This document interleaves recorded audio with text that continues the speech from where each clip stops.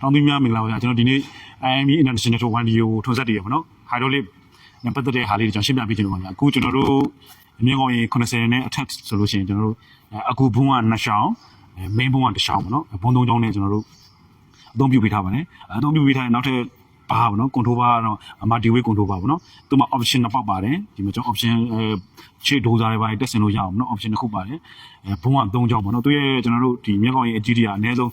2တန်းခွဲကနေ3တန်းလောက်ထိကျွန်တော်မတင်နိုင်ဆိုတာရှိတယ်ဗျအဲ့ဒီမှာကျွန်တော် hydraulic စနစ်ပေါ့နော်ကျွန်တော်တို့ဒီ IME တို့ 1 ထွန်းဆက်တဲ့ hydraulic စနစ်အသုံးပြုထားတဲ့ဟာလေးတွေကိုကျွန်တော်ရှင်းပြပေးခြင်းပါတယ်ဗျကျွန်တော်တို့ဒီ IME တို့ 1 ထွန်းဆက်တင်မှာဆိုလို့ရှိရင်ဒီကောင်တော့ကျွန်တော်တို့ထဲစင်းတဲရှာပေါ့နော်ထဲစင်းတဲရှာcontrol အရှောင်းပေါ့နော်ဒါထဲစင်းတဲရှာ control အရှောင်းဒီဘက်ကမှာဆိုလို့ရှိရင်ဒါကကျွန်တော်တို့ဆိုတာရှေ့ကိုရဲတက်တဲ့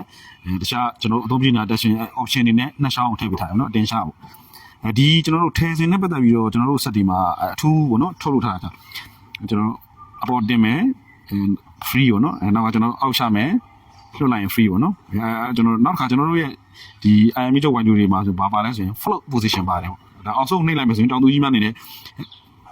float position အနေနဲ့သုံးလို့ရတယ်နော်ကျွန်တော်ဒီ control ကိုင်းစားမလို့ပဲနဲ့ထွန်းဆက်ကိုမောင်းလို့ရတယ်ပေါ့ဒီ float ဖြုတ်လိုက်မယ်ဆိုလို့ရှိရင်တော့ free နေထားပြန်အောင်ပါပေါ့နော်ကျွန်တော်တို့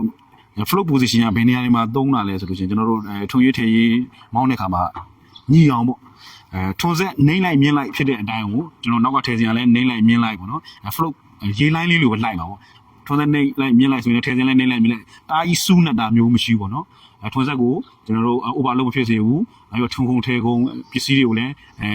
နာတဲ့ဟာပေါ့နော်ထိခိုက်ပစ္စည်းမှုနည်းတယ်ပေါ့နော်မရှိအောင်ကျွန်တော် float position ထားပေးထားတာတနည်းအားဖြင့်နောက်ကဘာကောင်းလဲဆိုလို့ရှိရင် level ညီတယ်ပေါ့နော်ထေးရေးလာတယ်ပေါ့ထေးရေးလာဖို့အတွက်နောက်ကကျွန်တော်ဒီထွန်းဆက်ကိုလည်း overload မဖြစ်ဖို့အတွက်ပေါ့နော်ကျွန်တော်ဒီ float position ကိုထည့်ပေးထားတာဖြစ်တယ်ဗျ